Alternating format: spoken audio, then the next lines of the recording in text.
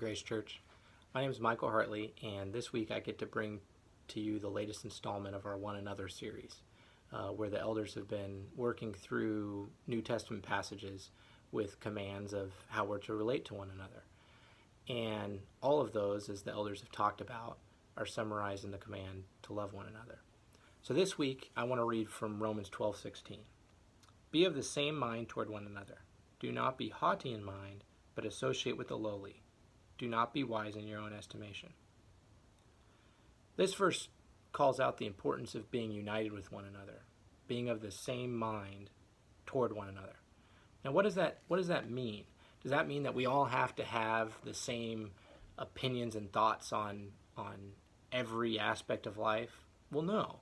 Unity doesn't mean uniformity. In fact, a large part of the rest of the chapter talks about how God has gifted us each individually with different talents, gifts, perspectives, backgrounds, and calls us to celebrate that. And in light of those differences, we get to serve one another in various roles and distinct abilities.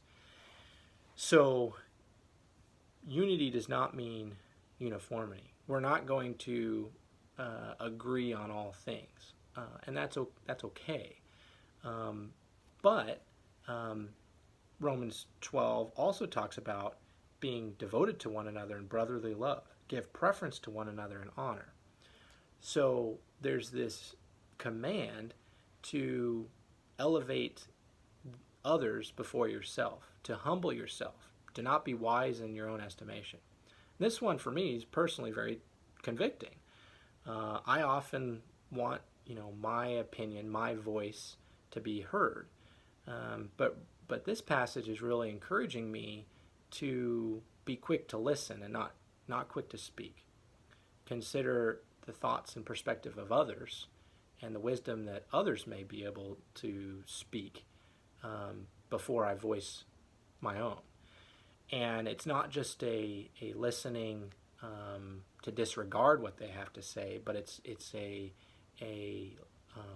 gracious listening, a listening that's full of love and care for your brother and sister. So, continuing that theme, Paul says in verse 18, if possible, so far as it depends on you, be at peace with all men. So we're to pursue unity with one another, we're to pursue peace with one another, and we're to be devoted to one another. And how we do that is through service of one another and elevating each other above ourselves. And you saw Jesus live this out with his own disciples. And so we're called to pursue unity by elevating others above ourselves. So practically this week, what I'd like to encourage you all in is a few things. One, I want to encourage you all to read this passage. I want you all to read Romans 12 when you have time. It's a beautiful passage, and Paul gives a lot of practical advice and commands on how to love one another and be united as one body. Because we are all members of one another, as verse 5 says.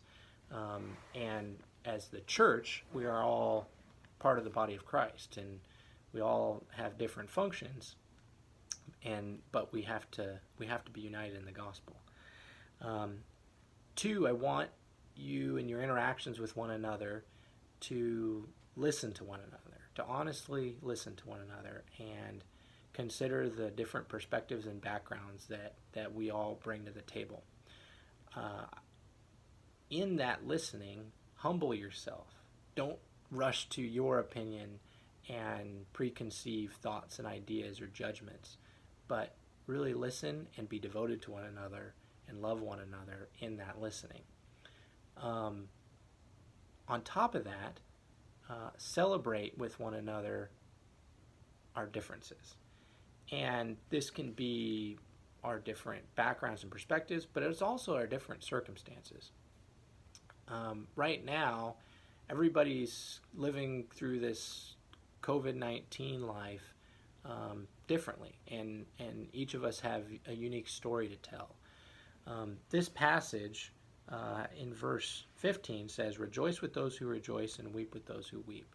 And so I want to encourage you all is to find unique ways to do that, and you are.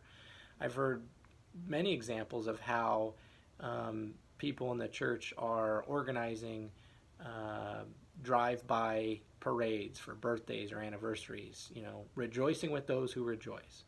Right now is a time of graduation for our students.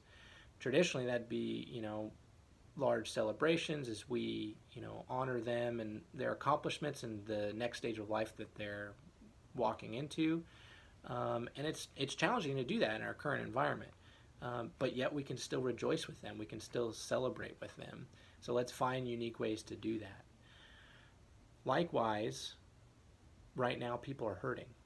People are physically hurting. People are hurting financially. People are spiritually hurting. And we are called to mourn with those who mourn, grieve with those who grieve. And so let us not abandon that command either. And let us seek one another out and pursue one another and be devoted to one another, and encourage those who are hurting right now and who need compassion and encouragement. And then ultimately, we need to unite in the gospel of Christ. We need to unite in the mind of Christ.